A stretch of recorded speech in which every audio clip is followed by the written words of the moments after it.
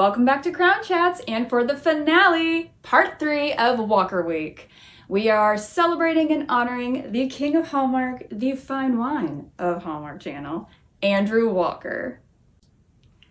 You have filmed all over the world in some of the most unique and exotic locations. Which of them was your favorite, and which one was most challenging? Good question. I think South Africa was definitely my favorite.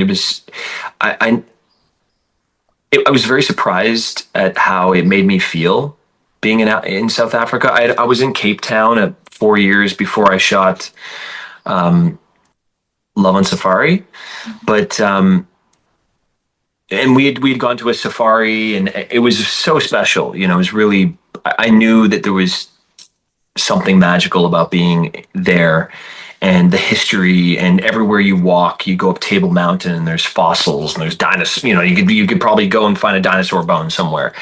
But also, like, that's where supposedly mankind was created. That's where it was. That's the beginning of where they found human bones and fossils and whatnot. So, really special place. And I got to come back to shoot Love and Safari in Johannesburg and up in Durban, just outside of Durban, which is like the northeast side of the country. And we were flown in by a private plane, landed on an airstrip at this unbelievable location. Crew and myself and the Bristows, which the Leaf Bristow and Agnes Bristow, who are Brittany's parents, and the director of photography. We all stayed at this one lodge, and we would wake up in the morning to the most incredible breakfasts, and there'd be an elephant in front of us, and we would have giraffes coming in, and we're talking about, like, we're in the wild, and at the end of every single day, Leaf would make sure that we were able to wrap in time to go on an evening safari.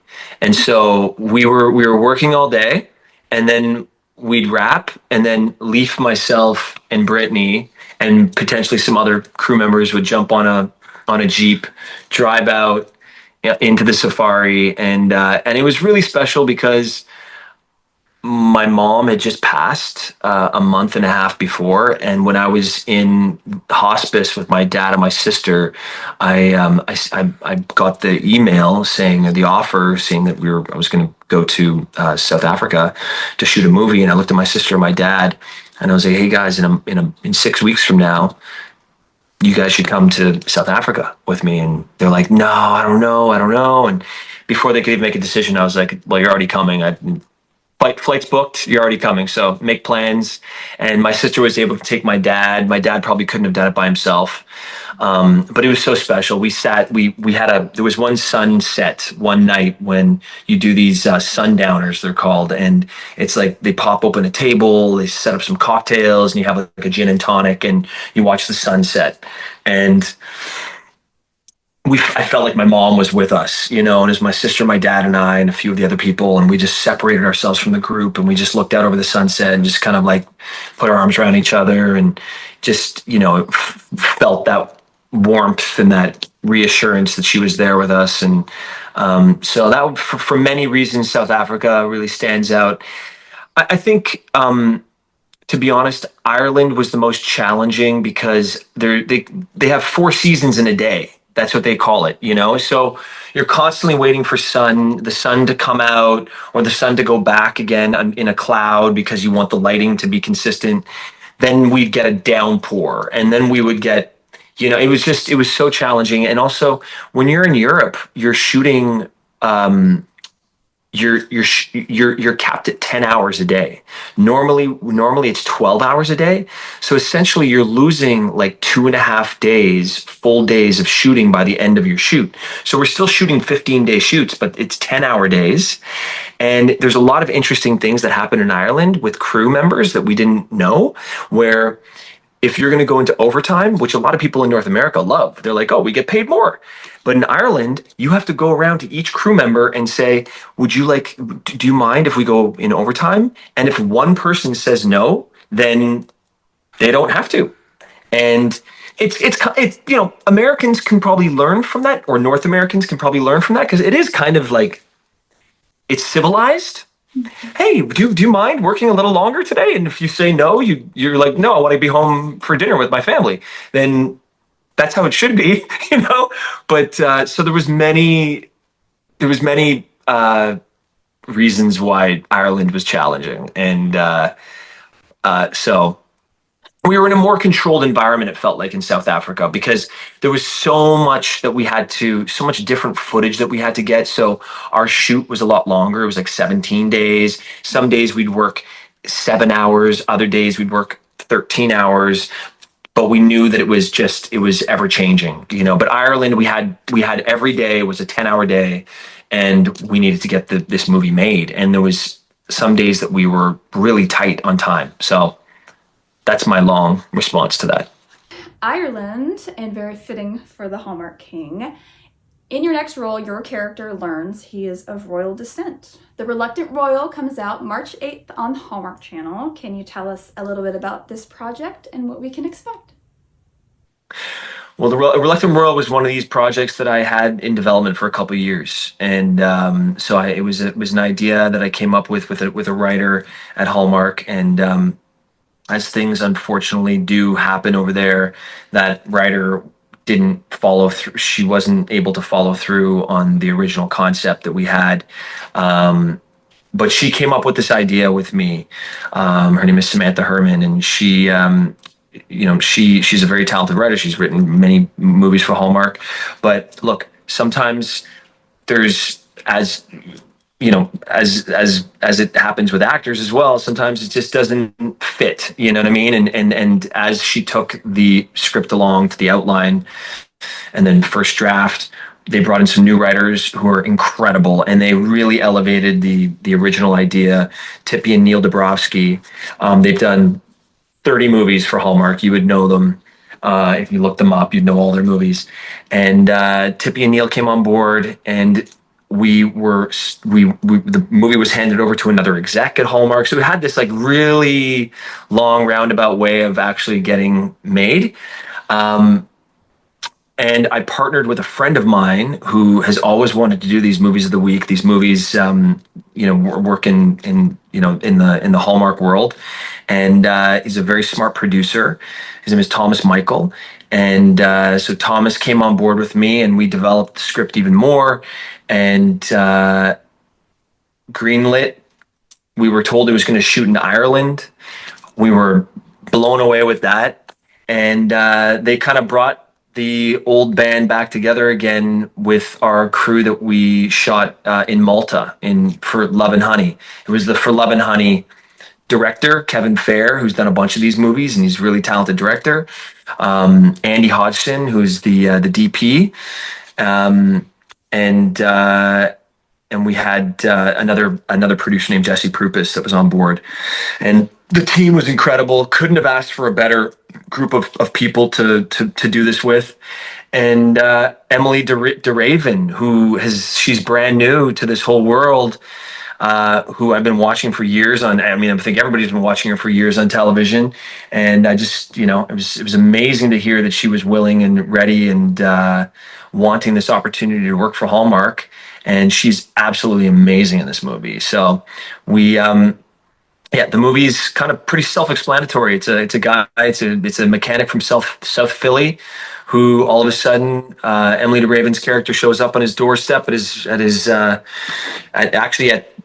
the bar that he does karaoke at every few weeks, and it's kind of his home away from home, actually. And she gives him this news, and gives him a letter and a plane ticket to fly back to England to meet his father. And she's doing this because there is a new duke that is going to be taking his place, and it's his cousin, and nobody wants the cousin to take over from the current duke. He's just not a good guy, not a nice guy, and Johnny Payne, my character, comes in and kind of wins over the people, and you have to watch the movie to see what happens next. But no, so it's pretty self-explanatory what the movie is. But I'll tell you what, it is an incredible journey, and the beauty of working in movies in Europe is the actors. You know, these actors are all classically trained theater professionals that most of the time we had to schedule them in at the beginning of the day, and then Emily and my work would come in the afternoon, because all these people were working on in theater. They all had plays, so when they would wrap their day, they'd go do their nighttime gig, which was working in theater.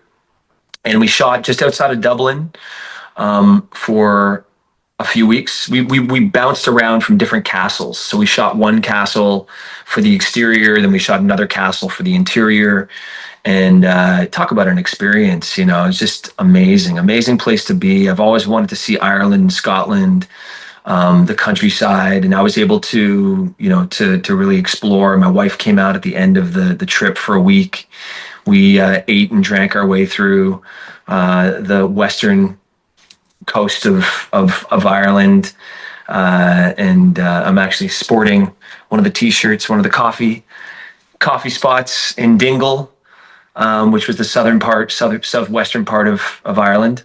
No, amazing movie, lot of fun moments, and the actors, the supporting actors, and the actors, specifically the gentleman that plays my father is unreal. And what's kind of interesting about this movie is usually the A plot love story is between the guy and the girl, but this movie is, and we didn't recognize it when it was happening. I think there was a lot of magic that was happening, but there was so much magic that was happening, we didn't recognize that the love story was really between the father and the son.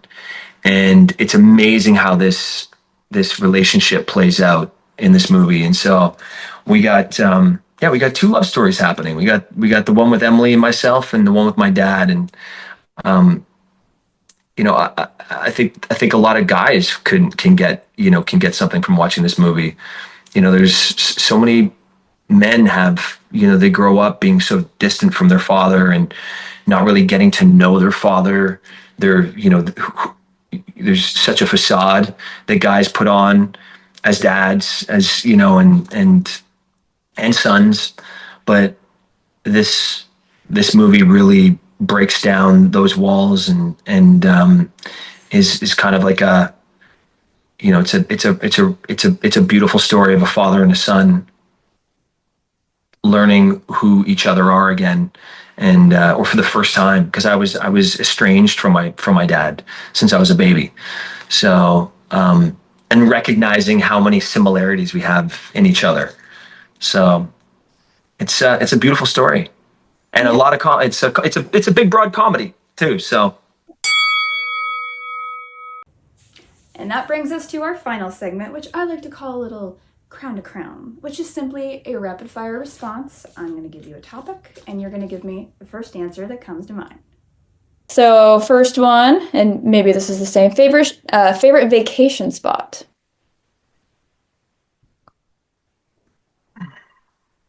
Wow. South Africa. Which is more challenging, a 12-plus hour workday on set or a day at home alone with your boys? A day at home with my boys. I would say the same. You probably get a little pampered and actually get breaks on a work day. You don't get that at home, so. Yeah, it's easy. I get, I'm constant craft services and Andrew, hey, Mr. Walker, what would you like now? Would you like this? Would you like, it's, Yeah. I'm whipped back into shape when I make it back home. I've been told and seen some footage that you are known to cut loose on the mic during a little karaoke. What is a go to karaoke song for you? Montel Jordan, this is how we do it. This is how we do it. Yeah. There we go. This is how. If you just want to go, we'll go. All right. If you could swap places with any Hallmark co star for a day to experience their perspective for a day of filming, who would it be?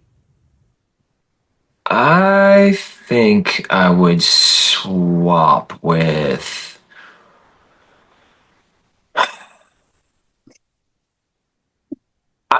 I, I love Western culture and period pieces. So I would say I'd swap places with Aaron Krakow because When Calls the Heart would be, I think, would be a lot of fun. Riding horses and being in the Western town. Which of your past films do you feel has more story to tell, either as a sequel, prequel, or spin-off? I really loved For Love and Honey, and I felt like there was a little an opportunity there for um, to tell these like Indiana Jones. Like he was kind of like an Indiana Jones type character. I would love to travel to different countries, finding different artifacts and tell that story. But I definitely feel like it's no question Curious Caterer. Curious Caterer has so many more stories to tell. And Nikki and I have barely just scratched the surface. If you could leave listeners with a piece of Hallmark advice to have a little bit of that movie magic in their own life, what would it be? Be available and open to love and yeah, just I would say just leaving it at that. Be open and available to finding love, to being loved, to loving yourself every day. And lastly, a favorite charity or organization to give a shout out to that holds a place in your heart. Well, I think and this is coming on. Nikki is doing this March Matters at the Children's Hospital Los Angeles, and she does so much work for the Children's Hospital Los Angeles.